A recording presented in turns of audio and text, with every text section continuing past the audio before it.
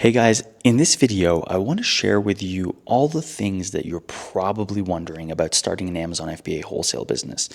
This is a sneak peek, insider look to my private community, and we do coaching calls every 2 weeks, and these are people who are just starting out, just getting the ball rolling, and so they have very similar questions to you. What we cover in this call are things like why OA is the most important model for you to get started and get your foot through the door for beginners. We talk about proper capital management and the right credit cards to use. We talk about ungating products and categories and using creative solutions to get that ungating done no matter what, as well as how important prep centers are and how initially, if you can do prepping yourself, it's actually great for you to understand the business. So guys, ultimately, this is a 45-minute recording of something that I do with my students every 2 weeks, and you're going to get a completely free sneak peek, insider look. And if you're just starting your business and want to answer some questions or get some clarity of how to do this business in 2024 and ultimately going into 2025, then stay tuned and enjoy.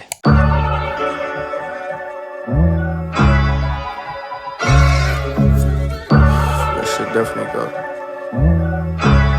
Okay, Cheryl, how's it going? Great. How are you, Nick? Good. How can I help? I have a question. I saw a couple OA leads that I was really eager to jump into, but I do notice some of them, some of the opportunities only have like 20 something sales a month. And I'm not sure, is it one of those checklists it would be for OA that we need to consider not to get too much of it, or is it okay? How many products is it selling? 20 something a month. Okay, so that's pretty little. Yeah. If on FBA Scope you see that they're selling like 25 units a month, Yeah. that's really little, right? I like Hmm. to, for the OA leads, I like to invest in at least, like, bare minimum is 50, Okay. right? But of course, the higher the better. If you can find stuff that's over 100, then better. Uh-huh. But yeah, maybe stay away from the ones that are like 20, because if it's you and a few other sellers, then you know you're only splitting so much, Okay. Yeah. It's a very right? small pie. Yeah. Yeah, yeah. Like, I always compare it to, like, the pie is only good if, like, it has to do with how many sellers are on the pie, how many slices there are, right? As I like to use the analogy. Uh-huh. If a product is doing 50 units, but there are only two sellers on the listing, and you can confirm that it's a reselling opportunity, then that could still be okay. But if the slices are thin, then it's not worth your time. Okay. Yeah, Thanks. awesome. Is there anything else? Not at this moment. Okay, okay, I'm around. Jordan, you're next. How can I help? Hi, Nick. Hey, Hoping you can hear me. My Wi-Fi is kind of going in and out. you're all good so far. Okay, awesome. I wanted to chat with you more about credit cards. I've been watching the master class, and you've got a bunch of Canadian, mostly MX cards on there. Um, and I'm about to apply for an MX card, but really I wanted to get your insight on the best one that you've used if you were just to choose one out of the Canadian. And Mm-hmm. then also, when it comes to inventory, obviously I'm going to be buying it all on the credit card, but in terms of when you get paid out from Amazon, do you find that you're paying a lot of the credit card fees, like the 20%, before you get paid out? Like, how do you manage that? Right. So American Express, if you're using it for inventory, I'm assuming you're going to be using it for OA at first, or correct me if I'm wrong. Yes, yeah, it's going to be all OA at first. Okay, and OA in the US? In Canada right now, I mean, I'm still waiting on all my banking for the US, so I want to get my feet wet, and I've just been focusing on Canada so far. Okay. Okay. So with Amex, it really depends on how much you're going to spend on it, like what you're anticipating, and then also potentially how much you travel, right? Because the more expensive cards give you lounge access, they give you, um, discounts on car rentals and whatnot. So if you can use a lot of that, then those cards like the platinum or the gold are really good cards, but they also come with a really high yearly membership, Right. right? Um, and also like depending on like I'm assuming this card is just going to be under the business, or are you looking to open it up under your personal name? It'll be under the business. Okay. So So if it's I under the guess business, go ahead. I guess like the bigger question is how do you manage your capital? Like I've got a Yeah. bit of capital that's my own personal, but Yeah. then, I have access to line of credit. I can Hmm. open up a credit card. So I'm just trying to manage, I think my first few inventory charges are going to be fairly small, let's say under $2,000. But I really, I've got a list that I already know how to scale, but the capital question and how to move that money around is the bigger question. Yeah. No, it's a great question, especially when you're just getting started, because the way I like to, or the way I've planned it or did it myself initially was, let's say my bank account, in your case, Loop, or in other cases, Wise, you want to put your capital in there and just kind of like you have this amount safe and ready for the business in that account. And then if you can use a credit card, great. Use a credit card to purchase, because the credit cards in total give you about 50 to 60 days of grace period, right? Like when you charge something, for it to finish the billing cycle is about 20 days. And then when your billing cycle ends, then you have a 23-day grace period, right? Right. So more or less, you have about 50 to 60 days, which is more than enough when it comes to Amazon. Because I like the whole strategy is to buy no more than a couple weeks worth of inventory. And then, so let's say it takes a week for the products to get to Amazon, then you sell it out in 2 or 3 weeks, right? That's about 3 weeks, 4 weeks. And then Amazon technically pays you no, no more than 2 weeks later, right? Right. Sometimes you can request for parts of that payment as it matures more and more towards the 2 weeks. So I would say initially, don't spend all of your money. Let's say like if you put in 3K in your bank account, don't go and buy 3K worth of inventory just yet. Start off with like an $800 order, start with like $1,000 order, Right. and just get the ball moving there, get the ball rolling.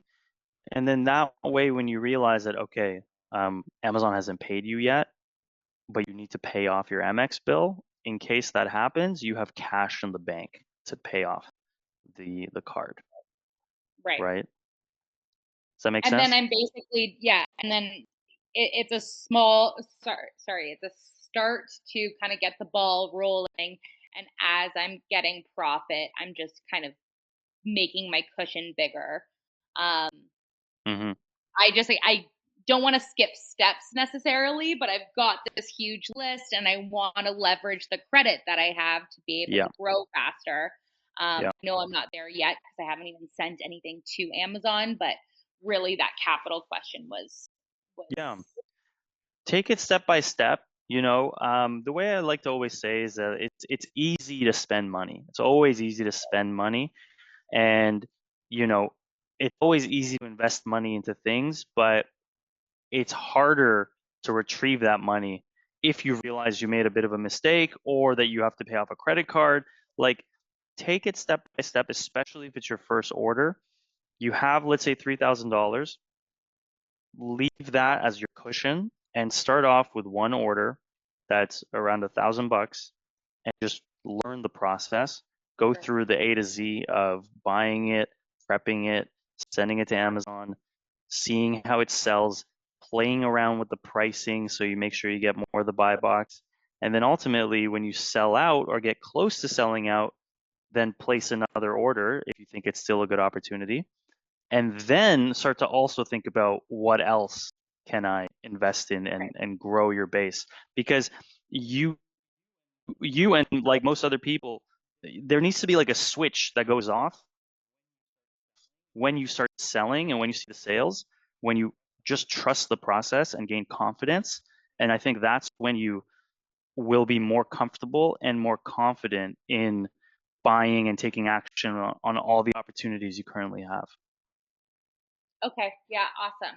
And I kind of have a second question is Hmm. at what point in your business did you start employing virtual assistants and help to scale? Like how long were you Hmm. solo before it made sense to expand that way?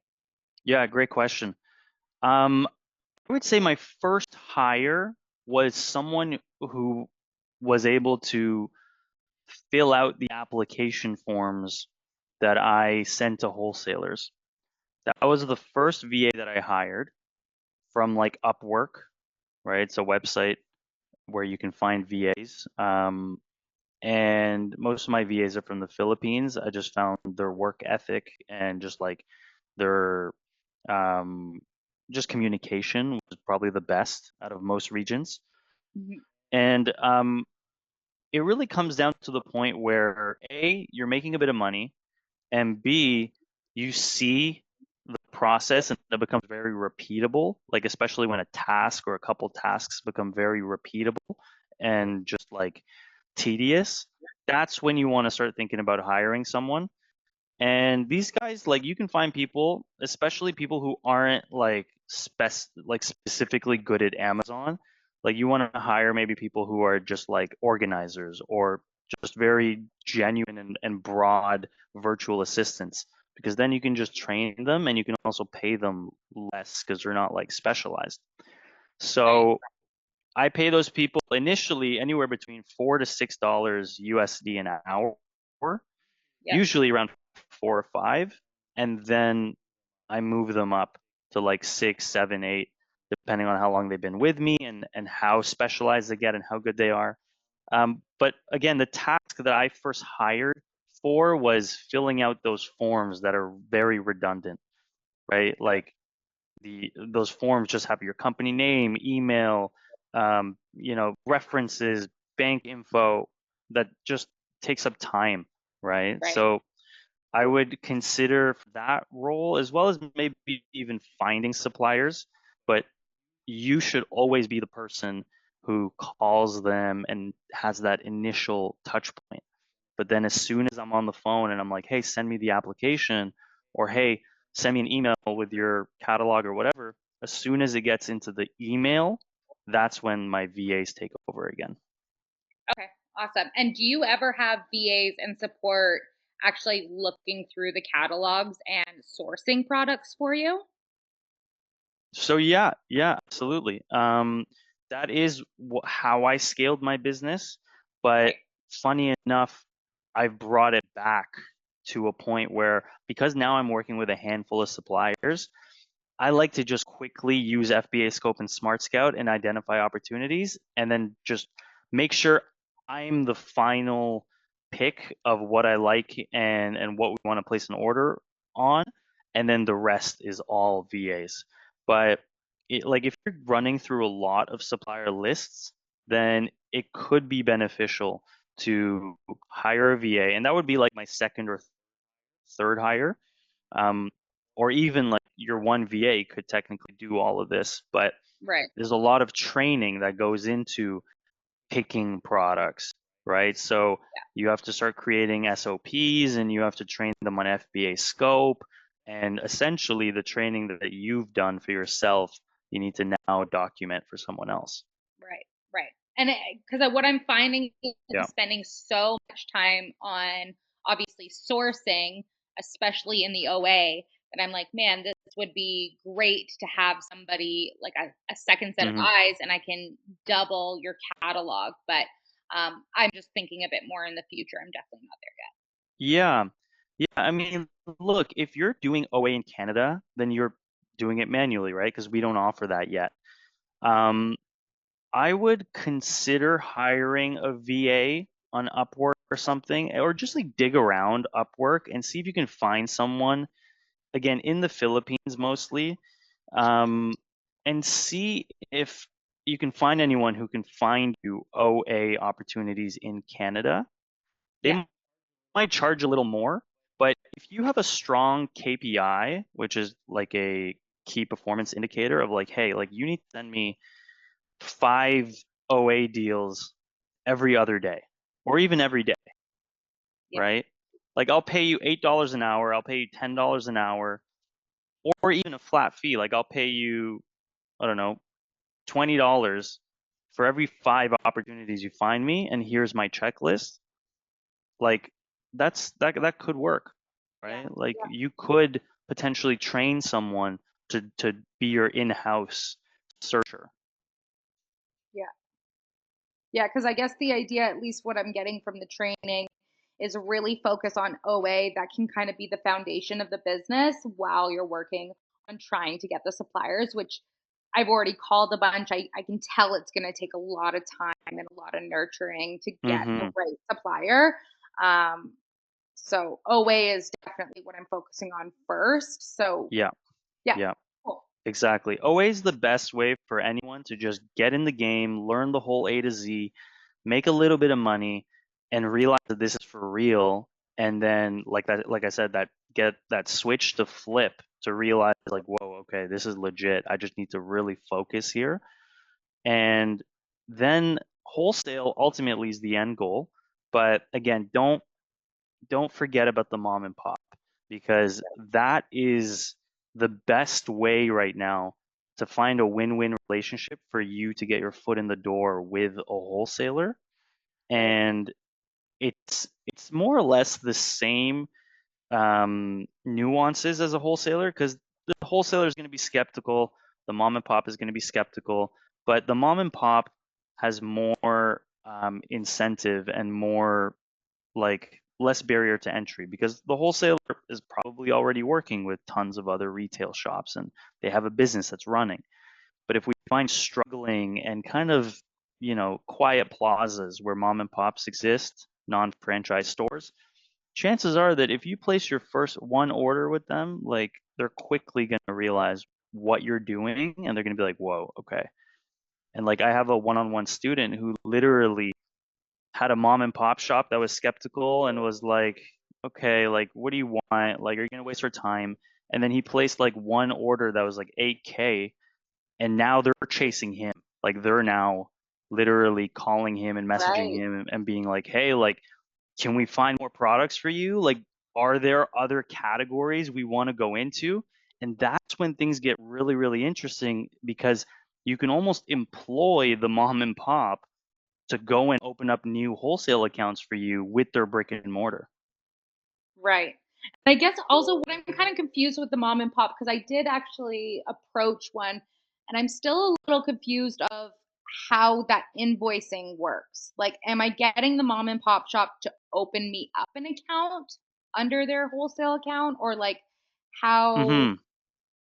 So, like, if they're gonna go open up new wholesale accounts, I would say in the initial stages when you're still working with them, they're opening up the accounts just under their own name, right? Right. Because the brick and mortar store is under their own name, right? So you don't want to like raise flags with the wholesaler. You want the mom and pop shop to open up the account and then still kind of broker the deals to you, Right. right?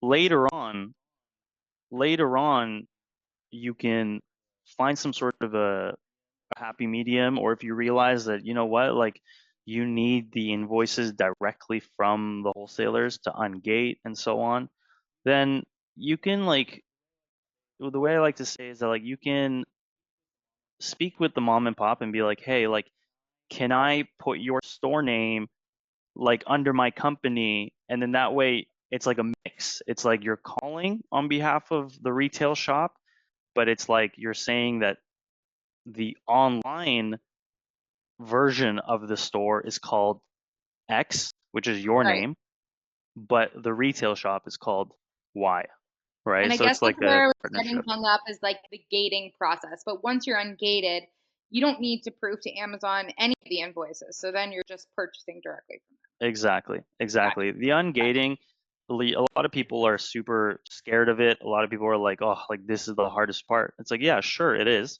But as soon as you ungate, and there are ways of ungating, right?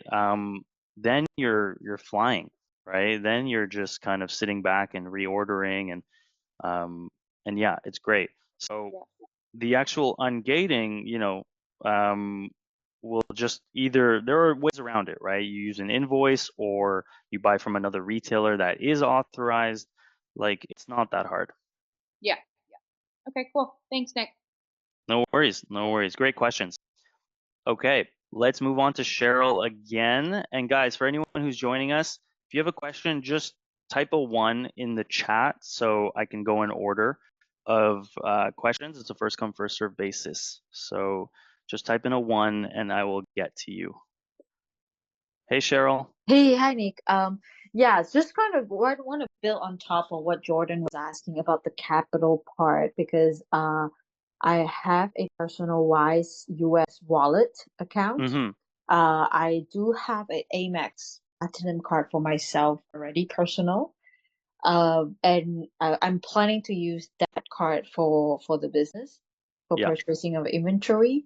And again, same question. It's like how does the flow of the money works? Like I purchase with my credit card, yeah, do everything, and then get paid by Amazon that goes to my Wise, and then I guess from Wise I pay my bill. exactly. Okay. Exactly. Yeah, no, I've simply connected Wise to my Amex cards in the Amex portal. So anytime I need to pay my Amex cards, I just go into my Amex portal Mhm. and I create a payment and I just choose the Wise bank account.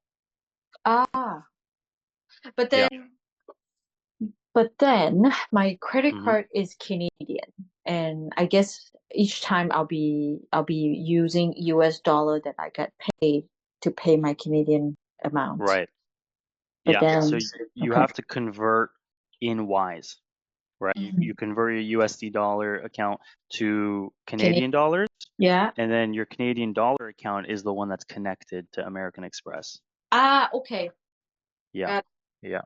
Even if you don't convert, like I've had only USD in the account, but initiated payment on Amex, mm-hmm. and Wise is smart enough. They'll just Automatically. like automatically convert when Amex is pulling money. Okay. Got Yeah. it. Thank you.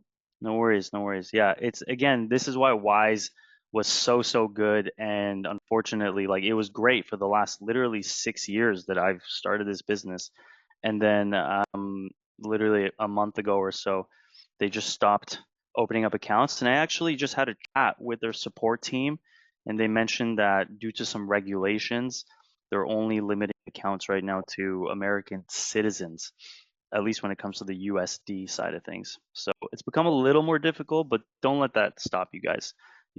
I would still go with Loop, open up a Canadian corp, and or just if you can figure out a way to get a US bank account, then you're in business. Okay, guys. Any more questions here? Okay, we got Jordan again. No worries. What's up? I figured I might as well if no one Yeah, else of wants to. course. I could talk your ear off. Okay, talking through when you finally got to a point that you were paying yourself. I Hmm. know in Circle there's some information on paying yourself through dividends versus income. Is that the structure that you use personally? You pay yourself through dividends, you pay yourself in income. What's Hmm. worked? So I've always done the dividends because anytime I need money, I'll just pull it out and that'll look like a dividend. Um, but as it becomes more and more consistent, I would do salary because you technically pay less in tax doing that. but it's not by that much. It's just like at the end of the day, you do save a little bit more money by putting yourself on salary. But Oh, really? because I would have thought it was dividends that would have saved you on rather than just yeah, no, I remember talking to my accountants about it. The thing is, when you pull out a dividend, you can't reduce that as an expense from the business, I think, but then you still get charged income tax personally. Whereas if you're giving out a salary, you can deduct that from as an expense from the business, and gotcha. you could, and then yeah, so you're paying essentially it helps on the business side. So you're paying less tax on the business side. But I would say once you want to start paying yourself, just do the dividend, pull out like create a system for yourself where you're like, okay, I'm just gonna pull out 10% of my profit every month and pull that out. And I think it's actually really good practice to do that once you start profiting, because for the longest time I was like, let me just recycle, build, Right. Right. right? But then stuff happens, right? Like in my, I think, third year of selling on Amazon, I like over invested on a product. I like bought like $60,000 worth of one SKU, one product. And it was selling really well, but we over ordered. Like my rule of thumb is always 3 weeks, but we ordered 2 months worth. And again, this is due to me trying to hire people and get other people to make decisions. Every time I've done that, something goes wrong. So I always just make the team smaller and make final decisions myself. But we over ordered and then Amazon suppressed the buy box and I was stuck with like all of that inventory. And that was like I was stuck with that inventory for a year and took a pretty big hit. And if I had just taken money out, I would have at least been like, look, things happen in business and here is my profit. Here Right. is like all of my hard work. At least I've been paying myself and I feel good about it. But I hadn't paid myself. So when I took the big hit, it was like I took a personal big hit as well.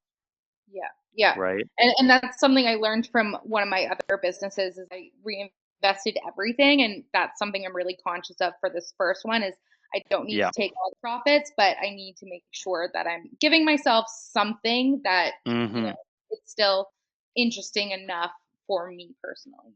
Exactly. Exactly. Even if it's 1%, whatever the percentage, just make it a habit to pay yourself first.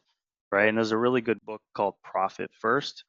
And it talks about creating these percentages and buckets for you to, whenever you get a payout by Amazon, you then pull out, let's say, 10% for yourself, 10% for taxes in the future, and like, let's say 40% for operating expenses, right? And so like you just like funnel money into these different buckets and then like let's say tax and profit you don't look at again, you just let that accrue. But operating expense and of course like the rest of the money is the money you play with, it's the money you pay tools, the money you buy more inventory with. And so it's a good habit to get into. Thanks, Nick. No worries, no worries. All right, Clara, how can Hi, I Nick. help? Hi, Hey, how are everyone. you? Good, good. I have tons of questions. Maybe those were already answered before, but No worries. I'm just gonna go through it. So I have a Canadian corporation Mm-hmm. that I registered last year, but I didn't get a business account. Now, I do have a personal account on Wise, and I have been following the chats, and I'm opening an account with Loop, but then Loop is requesting documentation for the registration process that I don't have at the moment. So I guess Yeah. that's kind of on hold till now. So, which brings me to my next question. Um, can I still go ahead and open a seller account with my corporation name, but then make use of my personal, Wise or credit card banking for now? Yeah. You mean on the Amazon side? Yeah. Yeah, absolutely. You can open up the Amazon account with your business or personal name and you can switch that whenever. That's a really easy process. Did you Okay. say you're opening up a corporation in Canada right now? I already have one, but I just Okay. don't have a bank account for the corp. So I was trying to open it on Loop for the Okay. corporation. Mm-hmm. Mm-hmm. And you said you're missing documents. What documents? Yes. So on Loop, they're saying, I have the email open. They're like, share at least one document containing proof of revenue, such as a bank statement, statement from your payment processor. Second set is share at least one document demonstrating the proof and nature of your ongoing business operations, like bill, invoice, agreement with supplier. And then the third is connect your bank account to Loop from your existing invest like Existing that bank confirm account. your yeah, which the But corp you don't doesn't have an have yet. existing bank account. No, I don't. Hmm. That's interesting. No one's ever brought that up actually. Um, so I So I don't wonder, know if they were trying to open for the corp or a personal one with Loop. well, Loop only opens accounts for corporations. Okay. So that's why it's a little confusing because no one's ever said that they needed to like upload existing information because most of my students are brand new, so they don't have a bank statement Yeah. from another bank and so on. So that's interesting. I can reach out to their support and just Mhm. confirm. I think Jordan, if you can chime in here, did you have to deal with that? Yeah, I was just about to chime in. Actually, I did have to deal with that. Clara, how I got around opening it was I think I sent, um, because I had my corporation under my personal residence address, I Mhm. sent them like I think it was like my internet bill that had my name and the address. And I think that's how I opened it. That was the documentation. So I actually have it open.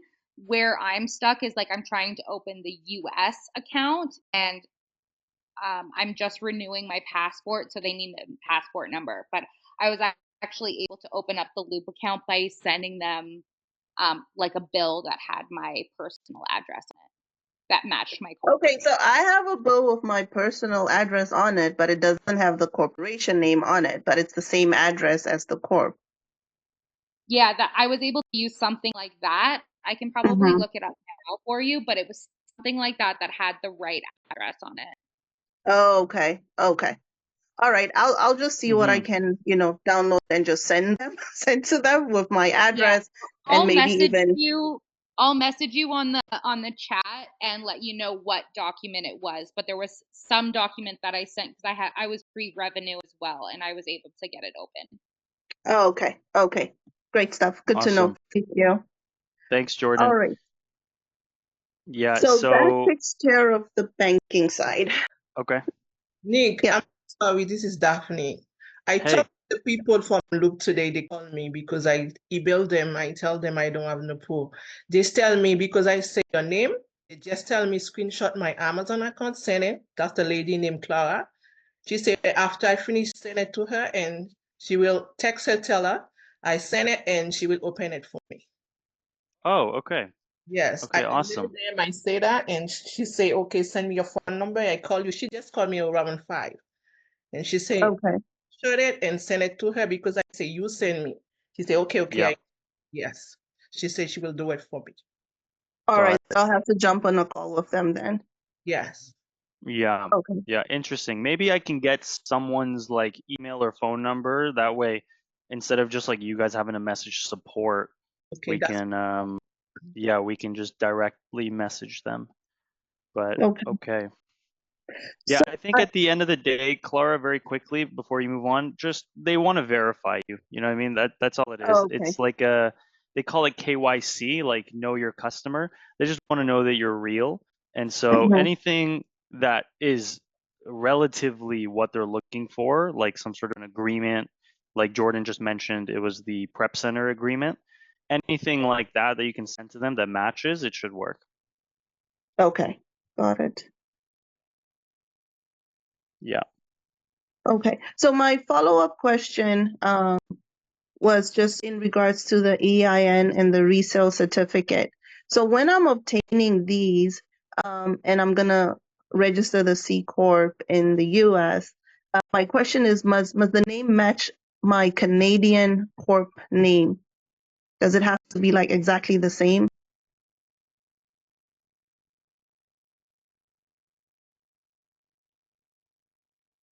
Hello, am I audible?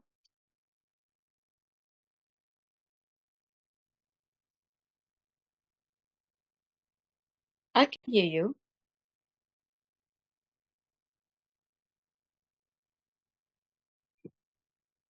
Okay. Hey, Clara, sorry about that. My internet's being funky. Go Oh, ahead, go okay. again. Something about your EIN? Yeah, I wanted to find out when getting the EIN and the resale certificate, should that C Corp name match my Canadian corporation name? So do you have an LLC right now or a C No, Corp? no, I don't. I just have a Canadian corporation. Okay. And you're looking to get an EIN for that corporation? Yes. Okay. So if I'm not mistaken, um, you can just get an EIN for your Canadian Corp. So if that's the case, then yeah, you want the names to be identical. Okay, to be identical. Okay. Yeah, yeah. All right. Nope, and that's it. That's all I Okay. had for now. Thank you. Okay. No worries. No worries. Guys, again, just a reminder, if you have any questions, just type a 1 in the chat and I will get to it. Okay, Cheryl, what's up? Hi. I like piggybacking people's questions. Yeah, of course. I hesitate because I actually go through the other path, which is the LLC. I have LLC set up. I have prep set up. I have all the Wise accounts set up, Amazon seller set up. Hmm. And then I'm not sure. So besides focusing if I'm selling just on the US, I think I'm okay, except that EIN. Do I actually need that? Because it was one of the question pop up on when I set up the LLC. So you have an LLC, but you don't have the EIN yet? No, it was an additional option. I wasn't sure. Got it. Mhm. Okay. So yeah, if you have an LLC, then you should get an EIN, but I wouldn't get an EIN from like the registered agent because they upcharge you for that, Okay. right? Like that extra box that you could have ticked off, they probably would have charged you another $100 or something to get the EIN. Yeah, two two Um, hundred, I think. right, right, yeah. So that's not necessary. You can just get an EIN by going on like the federal website and just applying for it yourself. It is a form that you need to fill out and then fax. Okay. Okay. And there are services where you can just fax through like the internet, Yeah. just like sending a PDF. Yeah. And then you have to wait for that for the EIN confirmation. I've talked about this in the EIN video, right? Okay. Where you can call maybe like 5 days after to just get the number, Mm-hmm. because the number is what you need to then get the resale certificate in any given state. And all of this, like getting an EIN resale certificate, is important for when you want to open up wholesale accounts in the US. Okay. Okay. It's not necessarily like you don't need it for OA because the way I've structured it is that we're sending all of our products to Montana and we don't get charged sales tax because Montana is a tax that doesn't charge sales tax. Mm-hmm. Getting EIN and resale certificate, the whole point of all of this is so we can avoid sales tax.